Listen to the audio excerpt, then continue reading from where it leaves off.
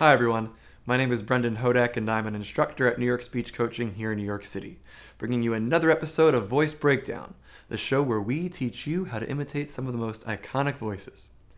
In anticipation of the release of Star Wars Episode 9, The Rise of Skywalker, we thought it would be fun to do a few Star Wars voices. Now, there are many beloved characters in Star Wars: Luke Skywalker, Yoda, Obi-Wan Kenobi, Darth Vader, but we thought we would begin with everyone's favorite character, Jar Jar Binks. No. It's not true. That's impossible. Search your feelings, YouTube. You know it to be true. No! Jar Jar might be the least liked character in Star Wars, if not all of cinema. How rude. But let's give him some credit. Did you know that Jar Jar was the first fully computer-generated character in a live-action film? He actually made cinema history in this regard. Still, he tends to get on people's nerves, which is a great reason to learn his voice. Who doesn't want to annoy their friends and family by constantly saying, "Meesa Jar Jar Binks"? Let's break this voice down. Component number 1, the vocal cords. Jar Jar's voice is very high-pitched. This is part of what contributes to his in-your-face obnoxiousness. However, the voice tends to flip in and out of falsetto head voice and chest voice. Ah! Ah! This was actually a quality we noticed in Mario's voice back in episode number 16. You'll want to be able to flip in between these two registers with ease. Ha ha ha! Doing this flip is crucial to getting his voice just right, so be sure to practice this. Excuse me, Meesa Jar Jar Binks. Meesa, your humble servant. Component number 2, the larynx. As we have discussed here on Voice Breakdown, the larynx can lower and rise. A lowered larynx creates a darker sounding voice, while a raised larynx creates a brighter sounding voice. Since we want Jar Jar's voice to be as shrill and irritating as possible, let's raise the larynx a bit to add some brightness. Gungans no dying without a fight. We are warriors. Component number 3, the tongue. Similar to some of our other voices, like Stitch in episode 6 and Yoshi in episode 13, for example, Jar Jar uses tongue clench. We don't need to use the maximum amount of tongue clench, but a significant amount to get that bubble-like quality to his voice. Icky, icky, goo. Component number 4, the soft palate. If we lower the soft palate, this allows air and sound to enter into the nasal cavity. When we do this, we get a bright shine added to a voice. Well, for a voice like Jar Jar, we definitely want to add brightness. Be sure to lower the soft palate to allow for some nasal resonance. If you lightly place your hand on your nose without squeezing it, you should feel vibrations going through the nose underneath your hand. You're supposed to follow me now. Okie there. How rude. Component number 5, articulation.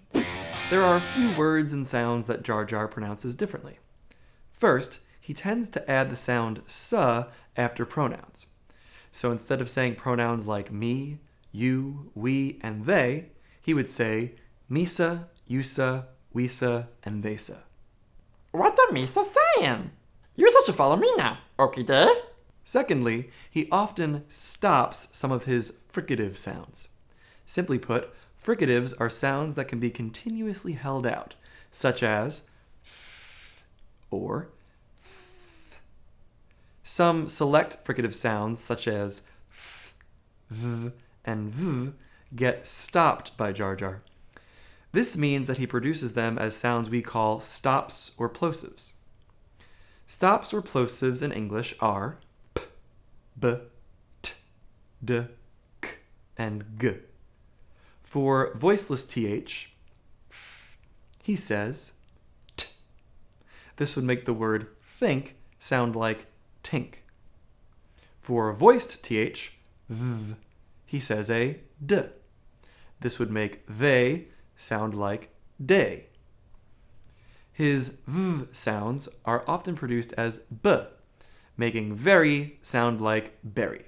This is gonna be very, very messy. Sometimes R sounds in the beginning of words sound like W, like when he says, how rude. How rude. Lastly, he often drops NG sounds, at the ends of words, making an N sound, instead. Meesa bustin' with happiness seeing you so again, Annie. She's so happy. Happier than Meesa seeing her in a longer time. Component number 6, prosody. We want to make Jar Jar's prosody as obnoxious as possible. Be loud, be excited, and have crazy pitch changes seemingly out of nowhere. While he chilled out a bit in episode 2, this was largely because of the backlash episode 1 received.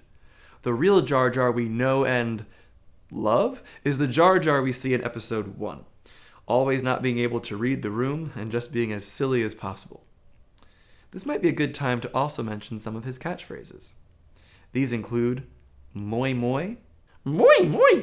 okie day, Okie day. and how rude. How rude. Let's recap. Component number 1, the vocal cords. Jar Jar's voice is high-pitched and flips in and out of chest voice and head voice falsetto. Component number 2, the larynx. We want to raise the larynx to add some brightness to his voice. Component number 3, the tongue. Be sure to clench the back of the tongue a moderate amount. Component number 4, the soft palate. Lower the soft palate to allow for some nasal resonance.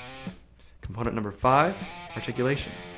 Add "s" to pronouns, stop the th and v sounds, make R sound like W, and drop the ng sound, making it an N. Component number 6, prosody. Make your speech loud, excited, and with plenty of pitch changes. In response to this direct threat to the Republic, Meesa proposed that the Senate give immediately emergency powers to the Supreme Chancellor.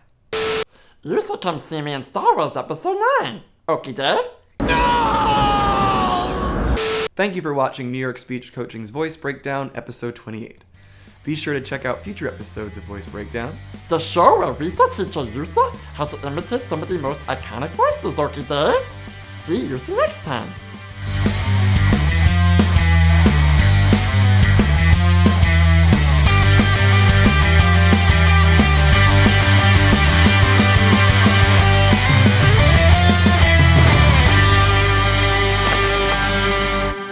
How rude!